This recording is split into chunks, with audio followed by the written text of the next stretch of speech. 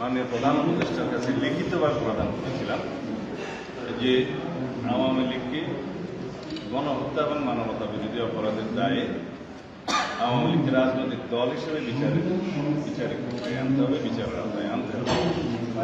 তখন মাননীয় প্রধান উপদেষ্টা যদি বিষয়টা আমলে নিতেন তাহলে হয়তো আজকে গতকালকে বা তার আগের দিন এই বিব্রতকর পরিস্থিতিতে সরকারকে করতে হতো।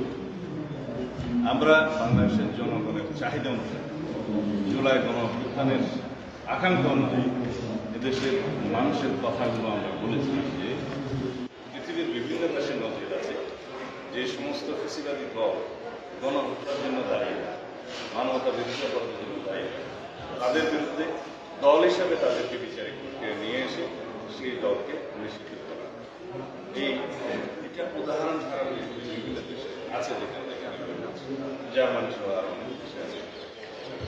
আমরা এই কথাগুলো বলেছিলাম এর আগে এবং পরে বহু জায়গায় বিভিন্ন সমাবেশে বিভিন্ন সেমিনারে বক্তব্য কিন্তু আমরা একই কথাগুলো পুনরায় রিপিট করেছি। আমি ব্যক্তিগত অনেকবার বলে সুতরাং দেরিতে হলেও সরকার আইনি প্রক্রিয়ার মধ্য দিয়ে, সাংবিধানিক প্রক্রিয়ার মধ্য দিয়ে, একটা বিচারিক প্রক্রিয়ার মধ্য দিয়ে যে আওয়ামী লীগের বিচার নিশ্চিত করবে এই ঘোষণা দেওয়ার জন্য আমরা স্বাগত জানাচ্ছি এই সরকারের পদক্ষেপ। তবে ভবিষ্যতেও আমরা বলবো যে সরকার যেন এইরকম বিভিন্ন বিষয়ে যে আমরা পরামর্শ দিই এবং আমাদের দলের যে বিভিন্ন রকমের বক্তব্য থাকে দেশের পক্ষে এবং জনগণের পক্ষে, এই বিষয়গুলো যেন যথাসময়ে আমলে নেন।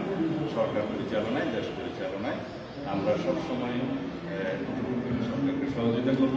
এবং এই প্রসঙ্গে আরও একটা কথা বলতে চাই, যেহেতু সারা বাংলাদেশে মানুষ আগামী জাতীয় সংসদ নির্বাচনের জন্য ভোটাধিকার প্রয়োগ করার জন্য উদ্গ্রীব হয়ে আছে, এই বিষয়ে যেন মাননীয় প্রধান উপদেষ্টাকে আমরা আগ্রহ অনুরোধ করেছি যেন রোড ম্যাপ প্রদান করেন খুব শীঘ্র, না হলে হয়তো এরকম বিব্রতকর পরিস্থিতি আবারও সৃষ্টি হবে। সম্পন্ন হওয়ার আগে আওয়ামী লীগ এবং তার অঙ্গ সহযোগী সংগঠনের বিভিন্ন রকমের রাজনৈতিক কার্যকলাপ বন্ধ রাখা যায়, নিষিদ্ধ করা যায়, সেই জন্য আরও একটি পদক্ষেপ সরকার নিতে যাচ্ছে, সেটা ঘোষণা করেছে সন্ত্রাস বিরোধী আইনে।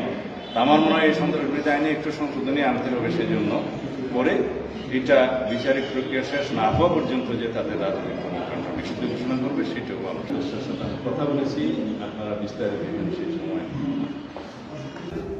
বুঝতে হবে রাজনৈতিক দল হিসেবে আওয়ামী লীগের স্বীকৃতি কি এখন পৃথিবী দেয়, দেশের মানুষ দেয়?